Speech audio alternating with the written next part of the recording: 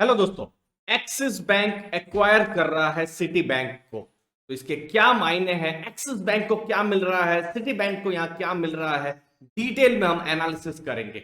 तो सबसे पहले सिटी बैंक को एक्सिस बैंक एक्वायर कर रहा है 12,325 करोड़ रुपए में। ये पूरा जो परचेज है इसका ट्रांजैक्शन है। और जो पी रेशियो जो है वो 18.7 का यहां पर है।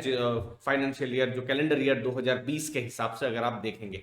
अब यहां पर क्या क्या इंपॉर्टेंट चीजें हैं, जो रिसीवेबल्स हैं, जो पैसे मिलने के हैं कस्टमर्स से, जैसे क्रेडिट कार्ड होता है, क्रेडिट कार्ड परचेज है, मॉर्टगेज मतलब लोन्स है। तो टोटल 274 बिलियन रुपीस ये मिलने के, तो एक बड़ा एसेट उनको मिल रहा है। उसके साथ साथ 25 लाख कार्ड्स मिल रहे हैं। डिपॉजिट बेस 502 बिलियन का मिल रहा है। इन सब के बारे में धीरे धीरे मैं बताता रहूंगा। उसके अलावा सिटी के क्लाइंट्स हैं, बहुत वेल्थ जो क्लाइंट्स हैं वो है प्राइवेट बैंकिंग के जो क्लाइंट्स हैं, तो जैसे सिटी गोल्ड है, सिटी प्राइवेट है, तो वहां पर भी उनको क्लाइंट्स मिल रहे हैं। उसके अलावा 7 ऑफिस, 21 ब्रांच और लगभग 500 एटीएम उनको यहां पर मिल रहे हैं। और साथ साथ 3,600 इंप्लॉइज जो है वो भी एक्सिस बैंक में ज्वाइन करेंगे। अब फाइनेंशियल कंसिडरेशन तो ऐसा कहने का है एक्सिस बैंक की तरफ से कि ये अर्निंग पर शेयर और रिटर्न ऑन इक्विटी दोनों में एक्सिस बैंक को ये हेल्प करेगा, ये जो ट्रांजैक्शन हो रहा है। फिर बैंकिंग में टर्म होता है कैपिटल एडिक्वेसी रेशियो, ये 16.4% है, जो कि रेगुलेटरी अगर आप देखा जाए तो ये 9% से ऊपर, 9% या उससे ऊपर हो एटलीस्ट शेड्यूल कमर्शियल बैंक्स के लिए, तो उससे ऊपर है तो ये बहुत ही अच्छा है। अब टाइमलाइंस के बारे में बता दूं, ये तो सिर्फ आज घोषणा हुई है, लेकिन ये पूरा मर्ज होना बिजनेस को, फिर उस हिसाब से पूरा जो क्लोजर है वो होने में थोड़ा टाइम लगेगा, तो वो भी आपको मैं थोड़ी देर में बताता हूं। तो ये कुछ इंपॉर्टेंट चीजें रही है ट्रांजैक्शन को लेकर। 12,325 करोड़ में सिटी बैंक को खरीदा गया। अब क्या क्या यहाँ पर सिटी बैंक के एडवांटेजेस है। सबसे बड़ा जो सिटी बैंक है, जो कि बाहर की बैंक है, जो बड़े एफ्लुएंट जो क्लाइंट है, जिनके पास बहुत ज्यादा जो जो पैसा है वेल्थ में, तो वो सिटी बैंक के जो क्लाइंट्स थे, तो वो एक प्रीमियम क्लाइंट जो कह सकते हैं आप, तो वो एक्सिस बैंक को मिल रहे हैं।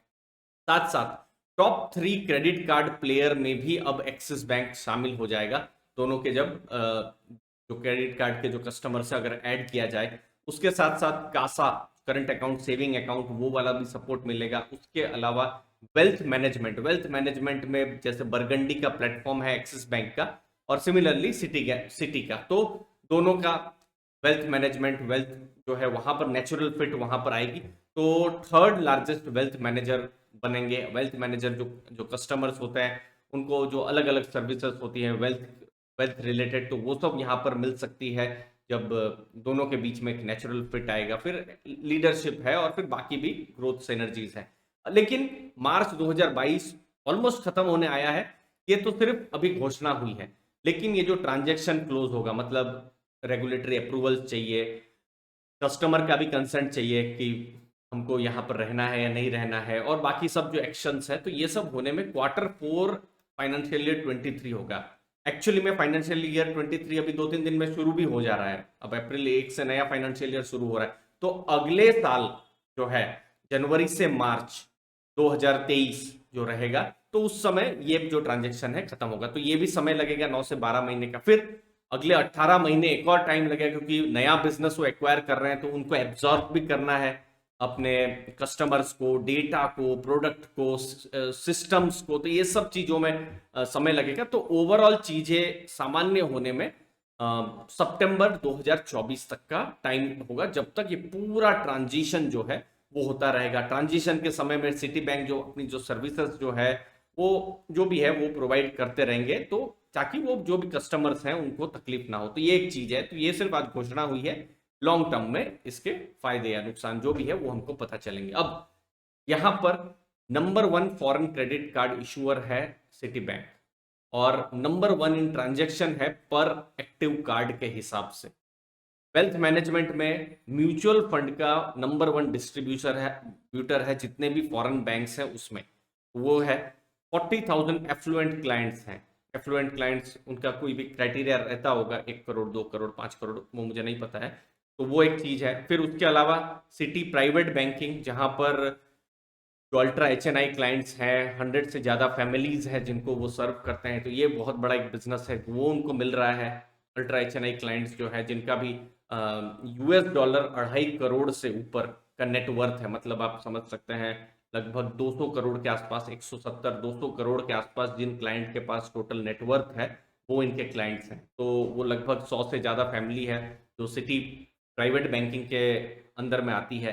ये एक बहुत बड़ा बिजनेस है जो एक्सिस बैंक के पास आएगा, लगभग 300 बिलियन का ये AUM है। तो ये सब भी आ रहे हैं। फिर बाद में लेंडिंग का भी बिजनेस है, मॉर्गेज है और बाकी सब भी बिजनेस है। तो अलग अलग सिनर्जीज हैं। क्रॉस सेल प्रोडक्ट किया जा सकता है एक्सिस बैंक प्रोडक्ट को, जो है वो सिटी के कस्टमर्स को ये भी क्रॉस सेल किया जा सकता है। तो अपने अपने जो भी उनके प्रोडक्ट्स हैं, तो वो एक एक क्योंकि इनको बहुत बड़ा क्लाइंट बेस तो मिल जा रहा है एक्सिस बैंक को, तो उनको सर्विसेज भी मिल सकती है, प्रोडक्ट भी शेयर हो सकते हैं। अब देखिए, आपने जैसा देखा ना, कुछ क्लाइंट्स तो ऐसे हैं, कुछ फैमिलीज तो ऐसे हैं, 100 से ज्यादा फैमिलीज तो ऐसी हैं जिनके पास $2.5 करोड़ से ऊपर है, मतलब 200 करोड़ से ऊपर। तो इतने बड़े बेस है, तो वहां पर प्रोडक्ट्स किया जा सकता है, कॉस्ट सिनर्जीज है, ग्लोबल लेवल पे जो इनसाइट्स हैं वो मिल सकता है, इंफ्रास्ट्रक्चर टेक्नोलॉजी सपोर्ट मिल सकता है, ये सब एडवांटेजेस है।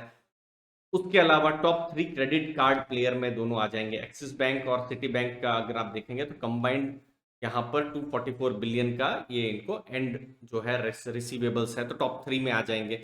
ये सब चीजें हैं। तो ओवरऑल देखेंगे फायदा यहाँ पर एक्सिस बैंक को मिल रहा है, लेकिन 12,000 करोड़ से ऊपर का जो रेवेन्यू, जो उन्होंने रेवेन्यू तो नहीं, जो उन्होंने कंसिडरेशन किया हुआ है, ये ज्यादा है या नहीं, उसके लिए और ज्यादा यहाँ पर स्टडीज आती रहेगी, मैं आपको बताता रहूंगा। उसके अलावा करंट अकाउंट, सेविंग अकाउंट, देखिए अगर आप एक्सिस बैंक का देखेंगे तो करंट अकाउंट, सेविंग अकाउंट लगभग 45% है, जो कि सिटी बैंक का 81% है। तो कंबाइंड एंटिटी का आप देखेंगे ये 47% हो जाएगा, मतलब 45 से 47% हो जाएगा। तो कासा रेशियो भी जो है एक्सिस बैंक का 2% के हिसाब से बढ़ेगा। बहुत बड़ा एक्चुअली में बेस नहीं है, एक्सिस बैंक के कंपैरिजन में छोटा ही बेस है, 502 बिलियन का ही है, और एक्सिस बैंक का 7,717 बिलियन का है।